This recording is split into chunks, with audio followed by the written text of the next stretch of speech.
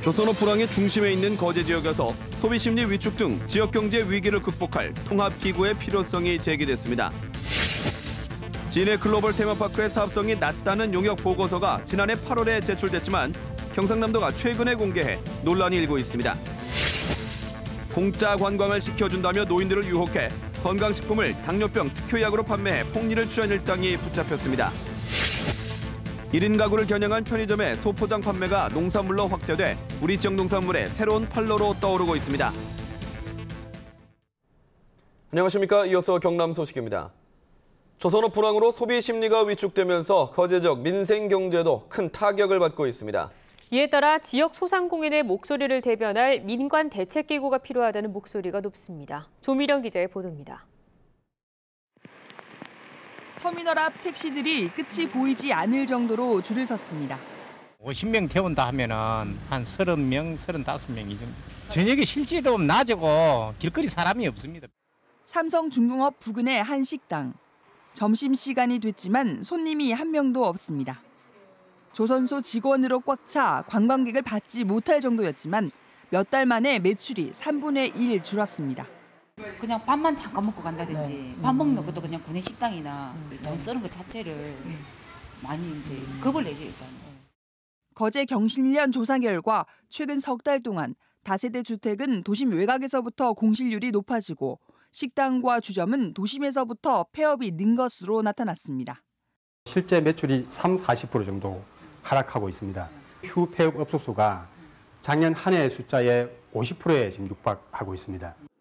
조선업 불황으로 인한 가정경제 위기 상황에 대비하기 위한 통합기구가 필요하다는 게 전문가의 지적입니다. 근로자들에 대한 대책은 여러 가지로 지금 검토 중에 있는 것으로 압니다. 그러나 시민을 구성하고 있는 대다수는 또 자영업자라든지 소시민들에 대한 어떤 그런 것은 아직까지는 나타나고 있지 않아서 거제 경제의 70%를 책임지던 조선업 불황 여파가 도미노 현상으로 이어지고 있어 보다 통합적이고 종합적인 위기 극복 방안 마련이 시급합니다. KBS 뉴스 조미령입니다. 임종용 금융위원장이 오늘 국회에서 열린 당정협의에서 조선업 구조 조정과 관련해 고용 사정이 급격히 악화하는 것은 특별 고용 지원 업종으로 지정하는 방안을 적극 검토해 구조 조정으로 인한 부작용을 최소화하겠다고 말했습니다.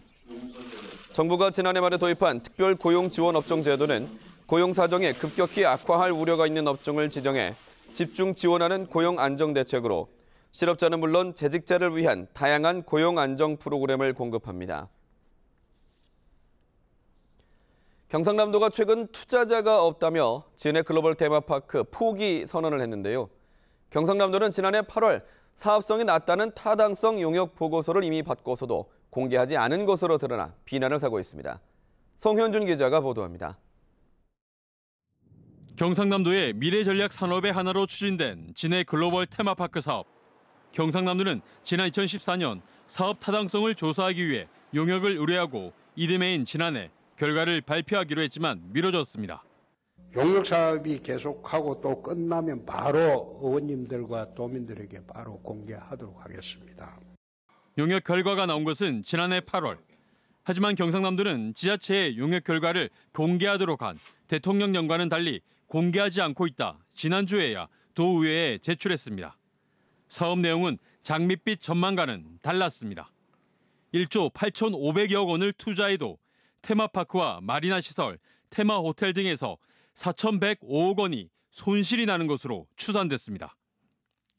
때문에 아파트 만가구 건립과 사업자에게 땅 무상임대, 시설비 지원 등이 해법으로 제시됐습니다.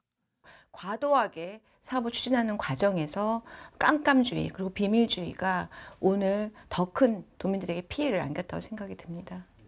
용역 결과 비공개 등 불투명 행정에 대한 도의회의 지적에도 경상남도는 해명을 내놓지 않았습니다. 저희들은 그 내용만 확인을 했을 뿐이라고 말씀을 드렸는데 그 용역 보고서 내용에 대해서 저한테 구체적으로 물으시면 제가 답변할 게 없다는 거죠. 경상남도가 성공을 확신했던 글로벌 테마파크 사업은 오히려 불투명한 행정의 사례가 되고 있습니다. KBS 뉴스 송현준입니다. 노인들을 상대로 건강식품을 특효약이라고 속여 4배나 비싸게 팔아온 일당이 경찰에 붙잡혔습니다. 이들은 공짜 관광을 시켜준다며 노인들을 유인했습니다. 김준원 기자가 취재했습니다. 노인 수십여 명이 관광버스에서 내리더니 줄줄이 한 건물로 들어갑니다. 건물 안에서는 이 노인들을 상대로 한 남성이 제품을 설명합니다. 얘기한 얘기를 제가 공부해 왔습니다. 철마라든가 블루밀이라든가 사전에 예방하는 게 제일 좋다. 관광 간다며 노인들을 데려와 건강식품을 허위 과대 광고로 판매하는 이른바 홍보관입니다.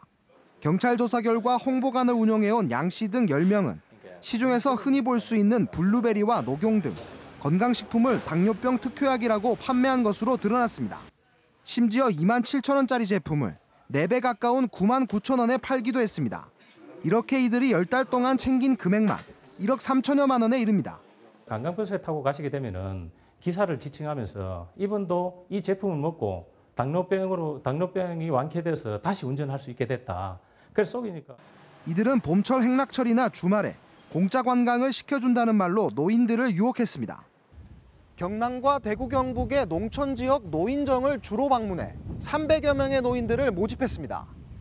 마을 회관에 와가지고 된장을 잘 담는 비결이니까 된장공장에 그 지역 개량을 하고 손자가 중학교 3학년인데 몸이 안 좋아 살아왔더만 기분이 좀 나빴습니다. 경찰은 범행을 주도한 63살 양모 씨를 구속하고 나머지 9명을 불구속 입건했습니다. KBS 뉴스 김준원입니다. 요즘 1인 가구와 맞벌이 가구가 늘면서 편의점에서는 즉석식품뿐만 아니라 다양한 농산물도 판매하고 있습니다. 한두 끼 먹을 수 있을 정도로만 적게 포장해서 파는 편의점이 농가의 새로운 판로가 되고 있습니다. 보도에 정유진 기자입니다. 감자와 양파, 쌈채소와 콩나물까지. 작은 편의점이지만 다양한 농산물이 판매되고 있습니다. 손쉽게 농산물을 살 수 있어 자취생이나 직장인에게 인기입니다. 대형마트까지 가기에는 거리가 부담이 돼서 집 앞에 있는 편의점에 왔는데 양도 비교적 한 번 먹기에 편했고요. 이 편의점 체인은 최근 신선식품 매출이 꾸준히 증가했고 특히 지난해와 비교해서는 40%가 넘게 판매가 늘었습니다. 1인 가구나 맞벌이 가구가 늘면서 적은 양을 사고자 하는 수요가 증가했기 때문입니다. 여기 이 편의점에서는 일반적인 즉석식품들뿐 아니라 이렇게 채소나 과일 종류까지 한두 끼에 먹을 수 있을 정도로 작게 포장해서 판매하고 있습니다. 농가들과 농촌자치단체도 발빠르게 움직이고 있습니다. 농협은 지난해 한 편의점 체인 8,500여 곳에 우리쌀을 공급했고 경남 함양군은 특산물인 산삼과 오미자 등을 납품하며 높은 판매고를 올렸습니다. 중간 유통 마진이 지금 좀 생략이 되고 소비자에게 직접적인 좋은 가격으로 공급할 수 있기 때문에 변화를 읽은 농업인들의 노력이 판로 개척과 소득 증대로 이어지고 있습니다. KBS 뉴스 정유진입니다.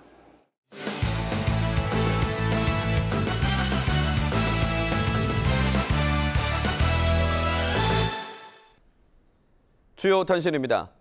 창원시가 도시 경관을 위해 설정했던 창원대로 주변의 미관지구와 건축 한계선을 폐지합니다. 이에 따라 공업용지 18,000제곱미터를 추가로 활용할 수 있게 되고 실제 건폐율도 60%에서 80%로 상향되는 효과가 예상됩니다.